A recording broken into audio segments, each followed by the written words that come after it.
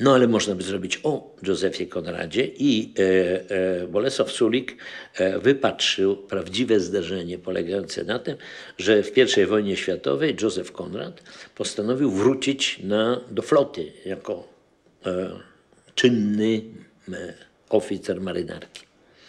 Ponieważ już był starym, schorowanym pisarzem, trochę stetryczałym, z wielką trudnością udało mu się dostać do załogi statku Pułapki. Na czym to polegało?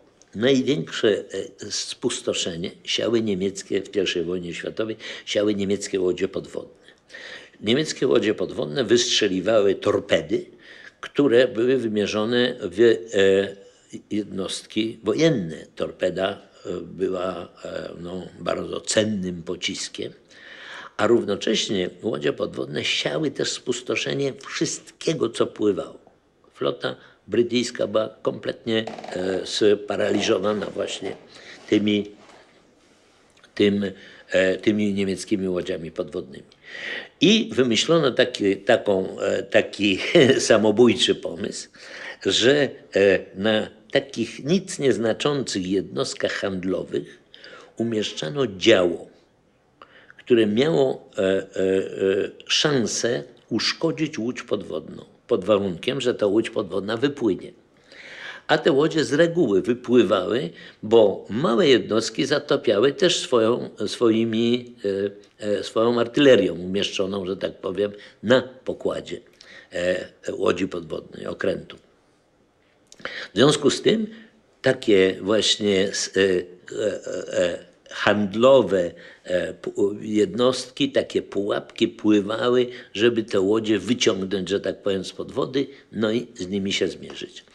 Józef Konrad został przyjęty na jedną z tych łodzi podwodnych, która pływała, no ale okazuje się, że żadna łódź podwodna nie miała chęci jej, że tak powiem, zniszczyć. No a tymczasem Józef Konrad, który nigdy nie był zdrowym specjalnie człowiekiem, zapadał coraz bardziej na jakąś chorobę. I marynarze i załoga tego statku Pułapki była bardzo niezadowolona, że oni mają na pokładzie jakiegoś znanego pisarza, za którego mają odpowiadać. Oni nie chcieli. No krótko mówiąc, przy pierwszej okazji podpłynęli do brzegu i zbyli się wielkiego pisarza, który wysiadł na ląd.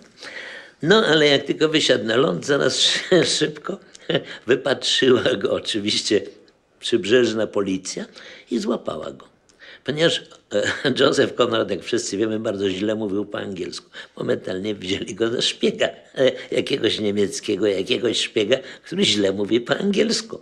On się tłumaczył, no ale im bardziej się tłumaczył, tym bardziej policja uwierzyła, że to jest na pewno jakiś straszny szpieg. Do momentu, kiedy on nie połączył się ze swoimi przyjaciółmi telefonicznie, no i jakimś szczęśliwym trafem oni wytłumaczyli, kogo oni przetrzymują. Józef Konrad wrócił do domu, no i tak się skończyła ostatnia jego przygoda na morzu. No, piękne opowiadanie, bardzo fantastyczne.